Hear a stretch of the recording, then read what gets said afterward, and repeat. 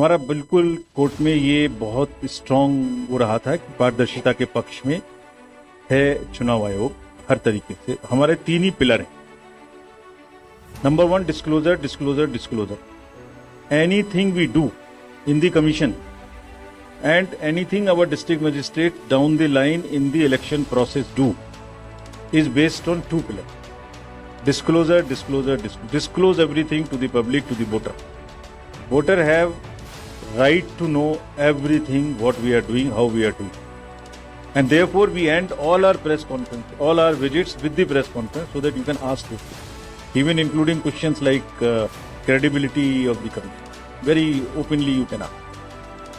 So, Commission had always been in favor of transparency, and that was our stand in the electoral bond case also.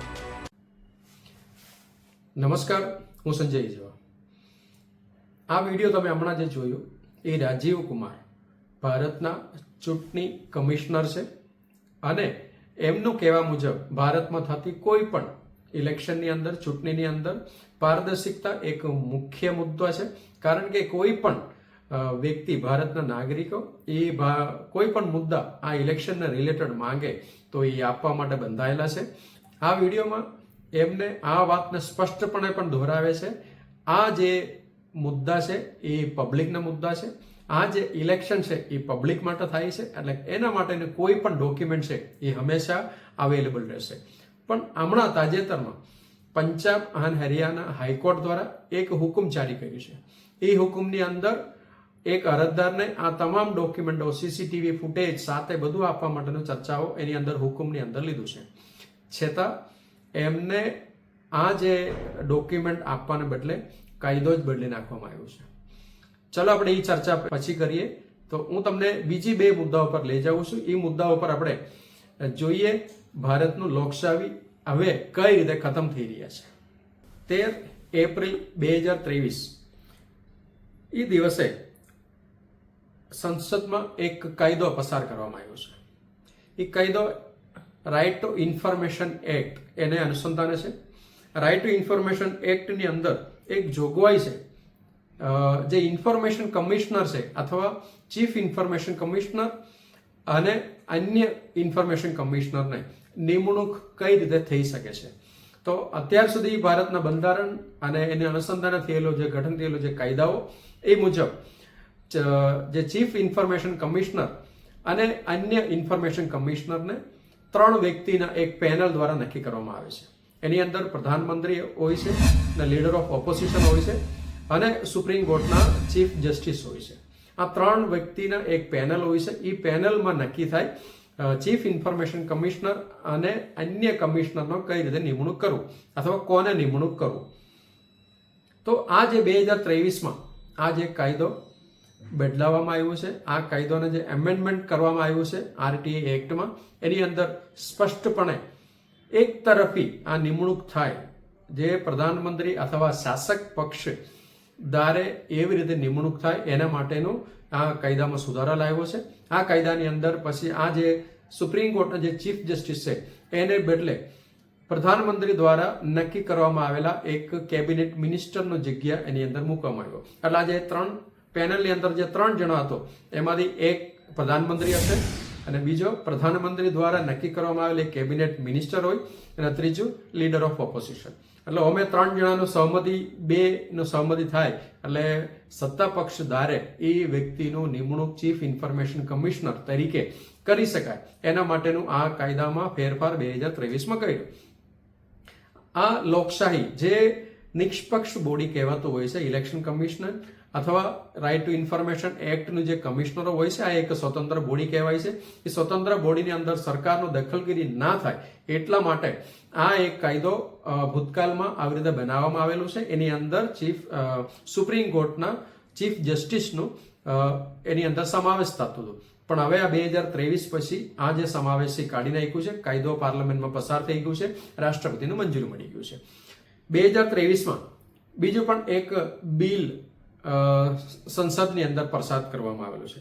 બિલનું નામ છે the chief election commissioner and other election commissioners appointment, condition of service and terms of office bill 2023. આ એનું નામ છે. તો આ જે કાયદો સેમ ટુ સેમ જેમ માહિતી અધિકાર અધિનિયમની અંદર એટલે રાઇટ ટુ ઇન્ફોર્મેશનની અંદર જે ચીફ ઇન્ફોર્મેશન કમિશનરને નિમણૂક કરવાનો જે સત્તા છે એ સરકારે પોતાની હાથમાં લીધી છે, એવી રીતે આ જે ઇલેક્શન કમિશનને નિમણૂક કરવા માટેનું જે સત્તા છે એ પણ સરકાર દ્વારા પોતાના હાથમાં લેવા માટેનું આ એક કાયદો બનાવવામાં આવેલું છે. આની અંદર પણ સેમ ટુ સેમ જે ચીફ ઇલેક્શન કમિશનરને અથવા અન્ય કમિશનરોને, અન્ય બીજા 2 કમિશનરો હોય છે, એટલે ટોટલ 3 કમિશનર એની અંદર આવે છે. આ લોકોને નિમણૂક કરવા માટેનું જે પેનલ બને છે એ પેનલ પ્રધાનમંત્રીના અધ્યક્ષતામાં લીડર ઓફ ઓપોઝિશન હોય છે અને સાથે સુપ્રીમ કોર્ટના ચીફ જસ્ટિસ હોય. તો આ કાયદો 2023 સુધી અમલમાં હતો. 2023માં આનું સુપ્રીમ કોર્ટે ટકોર પણ કરવામાં આવેલું છે આ કાયદો યથાવત રહે એના માટે. છતાં 2023માં આ જે કાયદો છે એ પણ બદલી નાખવામાં આવ્યો છે. 29 ડિસેમ્બર 2023ના રોજ આ જે કાયદો બદલી નાખ્યું છે એની અંદર જે લીડર ઓફ ઓપોઝિશન અને પ્રધાનમંત્રી અને સાથે કેબિનેટ મિનિસ્ટર, જે પ્રધાનમંત્રી દ્વારા નક્કી કરવામાં આવેલી કેબિનેટ મિનિસ્ટર, એવી રીતે chief justice of India, supreme કોર્ટના ચીફ જસ્ટિસ ઓફ ઇન્ડિયાને બાદ કરીને કેબિનેટ મિનિસ્ટર લેવામાં આવ્યો. એટલે જ્યારે પણ આ જે ભારતના કોઈ પણ ઇલેક્શન થાય તો આ જે ઇલેક્શનની પ્રક્રિયા ચીફ ઇલેક્શન કમિશનર તરફથી થતી હોય છે. આ જે કમિશનરને એક સ્વતંત્ર બોડી તરીકે ગણવામાં આવે છે. એ સ્વતંત્ર બોડીમાં કોઈ દખલગીરી સરકારને હોતી નથી અથવા અન્ય કોઈ પક્ષનો દખલગીરી હોતી નથી એવું કહેવામાં આવે છે. પણ અત્યાર સુધી જે પ્રમાણે ચાલતું હતું એટલે એના પાવર પણ એટલા બધા સારું હતું અને એટલું બધું સ્વતંત્ર કામ પણ કરી શકતો હતો. પણ હવે 2023 ડિસેમ્બર પછી એમને એક તરફી ચૂંટાવવામાં આવે છે, એક તરફી નિમણૂક કરવામાં આવે છે. એટલે આ એમેન્ડમેન્ટ કરીને લોકશાહીનું હત્યા ત્યારે પણ થયું છે.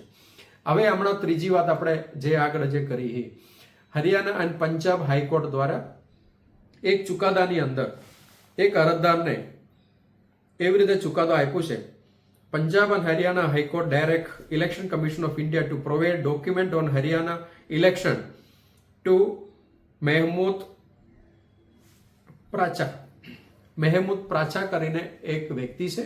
એમને પંજાબ અને હરિયાણા હાઈકોર્ટ દ્વારા એવું હુકમ કર્યું છે જે હરિયાણામાં જે કંઈ ચૂંટણી થયું છે એની અનુસંધાને આ જે મહેમૂદ વ્યક્તિ નામના વ્યક્તિ જે કંઈ માહિતીઓ માંગેલું છે એ માહિતી એમને પ્રદાન કરવાનું રહેશે. તો જ્યારે આ કાયદાની અંદર જોગવાઈ શું છે એ પણ આપણે જોઈ શકાય છે. આ કાયદાની અંદર જોગવાઈ એવી રીતે એને બતાવવામાં આવેલું છે, all other papers retaining to the election shall be open to public inspection. એટલે ઇલેક્શનના લાગતું કોઈ પણ પેપર, એની અંદર અન્ય કોઈ પણ ઇન્ફોર્મેશન એટલે સીસીટીવીથી લઈને અન્ય કોઈ પણ વસ્તુ કોઈ પણ પબ્લિક માટે ઓપન હશે હંમેશા. એટલે કોઈ પણ નાગરિક, ભારતનું નાગરિક આ જો ઇન્ફોર્મેશન માંગે અથવા સીસીટીવી ફૂટેજ માંગે તો એમને આપવાનું શરત આની અંદર અત્યાર સુધી બનાવવામાં આવેલો હતો. પણ હવે કેન્દ્ર સરકાર દ્વારા આ જે એમેન્ડમેન્ટ એટલા માટે કરવામાં આવ્યું છે કારણ કે પંજાબ અને હરિયાણા કોર્ટ દ્વારા મહેમૂદ પ્રાચા કરીને જે અરજદાર છે એમને આ તમામ ઇલેક્શનને લાગતી જે મુદ્દાઓ અને જે પેપરો અને એનો સીસીટીવી ફૂટેજ આપવા માટેનું હુકમ કર્યું છે. એટલા માટે રાતોરાત આપણા સરકારે આ જે કાયદો બદલી નાખ્યું છે.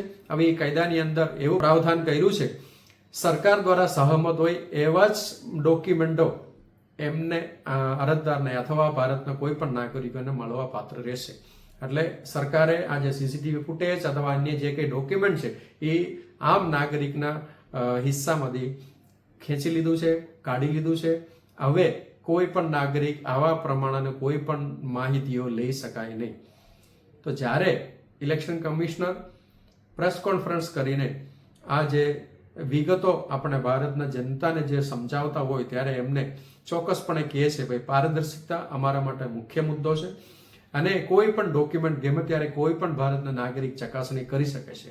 પણ તો આ પ્રકારનો એક નિયમ બનાવીને જો આ પ્રકારે તમે આ ભારતના નાગરિકનો હકમાંથી જો છીનવી લેવાનો જો પ્રયાસ કરતા હોય ત્યારે આ લોકશાહીનો હત્યા છે.